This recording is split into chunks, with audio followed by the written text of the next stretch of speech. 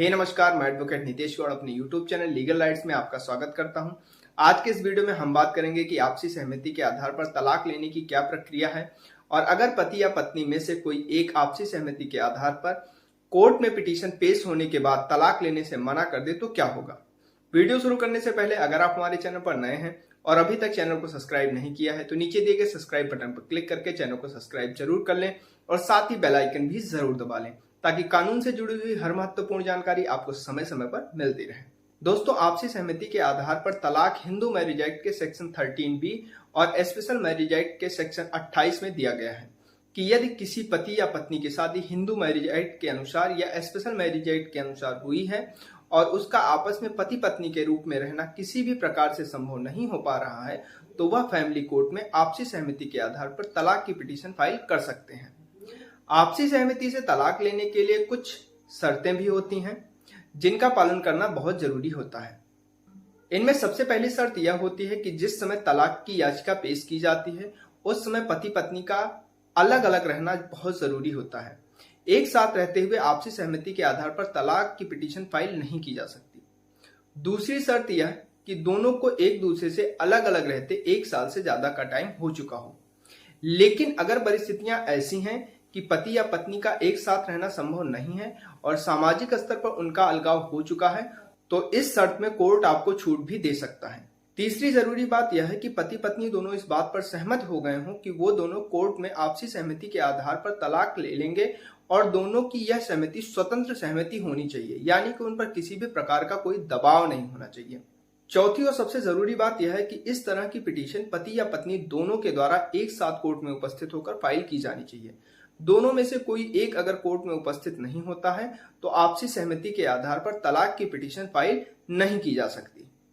अब बात करते हैं कि इस तरह की पिटीशन किस कोर्ट में फाइल की जाएगी। तो इस तरह की पिटीशन को सुनने का अधिकार फैमिली कोर्ट को होता है और अगर उस जगह पर फैमिली कोर्ट उपलब्ध नहीं है तो वहां के जिला न्यायालय में पिटीशन फाइल करनी होती है। कौन से स्थान के फैमिली कोर्ट में पिटीशन फाइल की जाएगी, इसके लिए 3 तरह के विकल्प मौजूद होते हैं। सबसे पहला वह स्थान जहां पर शादी हुई थी,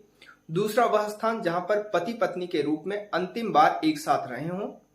तीसरा वह स्थान जहां पर पति या पत्नी में से कोई एक पिटीशन फाइल करने के टाइम रह रहा हो। अब बात करते हैं कि पिटीशन के पेश होने पर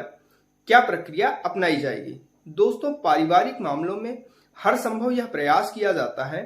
कि किसी भी प्रकार से परिवार बचा रहे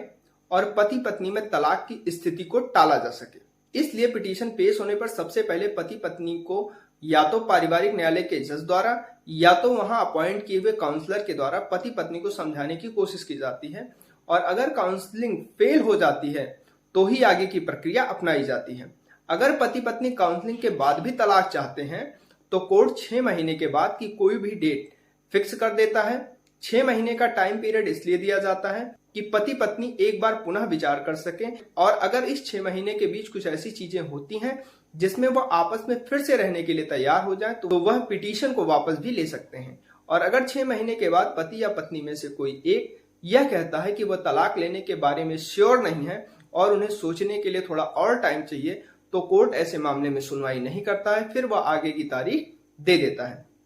आपसी सहमति के आधार पर पेश की गई पिटीशन को 18 महीने में सुनवाई करके डिसाइड करना जरूरी होता है। इसलिए विचार करने के लिए तारीख पिटीशन पेश होने से 18 महीने के अंदर ही दी जा सकती है, उसके बाद की तारीख नहीं मिलती। अगर इस दौरान पति पत्नी में से कोई एक यह सोच ले कि उसे तलाक नहीं लेना है तो वह कोर्ट से पिटीशन वापस भी ले सकता है और अगर ऐसी स्थिति बनती है तो कोर्ट उस केस पर कोई सुनवाई नहीं करता है बल्कि उस पिटीशन को खारिज कर देता है। और अगर पति पत्नी 6 महीने के बाद की तारीख पर उपस्थित होकर बताते हैं कि उनको तलाक ही लेना है तो दोनों के बयान कराने के बाद सुनवाई की जाती है और फिर कोर्ट तलाक की डिक्री जारी कर देता है। जिस तारीख से तलाक की डिक्री जारी की जाती है उस तारीख से दोनों पक्षकार आपस में पति पत्नी नहीं रह जाते हैं, लेकिन इस पूरी प्रक्रिया में यह जरूरी है कि तलाक के लिए सुनवाई और डिसीजन तभी हो पाता है जब पति पत्नी दोनों एक साथ कोर्ट में उपस्थित हों और अगर कोई एक पक्षकार कोर्ट में उपस्थित नहीं होता है तो तलाक की डिक्री जारी नहीं की जा सकती है। दोस्तों, आशा करता हूं कि वीडियो के माध्यम से दी गई आपसी सहमति के आधार पर तलाक की प्रक्रिया आपको समझ आई होगी और आपके काम आएगी। और अगर आपके मन में कोई सवाल है तो आप हमें कमेंट बॉक्स में कमेंट कर सकते हैं या डिस्क्रिप्शन में मेरा व्हाट्सएप नंबर है, आप हमें व्हाट्सएप पर भी कांटेक्ट कर सकते हैं। अगर वीडियो पसंद आई है तो वीडियो को लाइक करें, अपने फ्रेंड एंड फैमिली के साथ ज्यादा से ज्यादा शेयर करें, अपने लीगल राइट्स की जानकारी रखिए, खुद भी सुरक्षित रहिए, लोगों को भी सुरक्षित रखिए और ऐसे अन्य कानून जानने के लिए हमारे चैनल लीगल राइट्स को सब्सक्राइब करना मत भूलिए। तो मिलते हैं अगली वीडियो में, तब तक के लिए जय हिंद।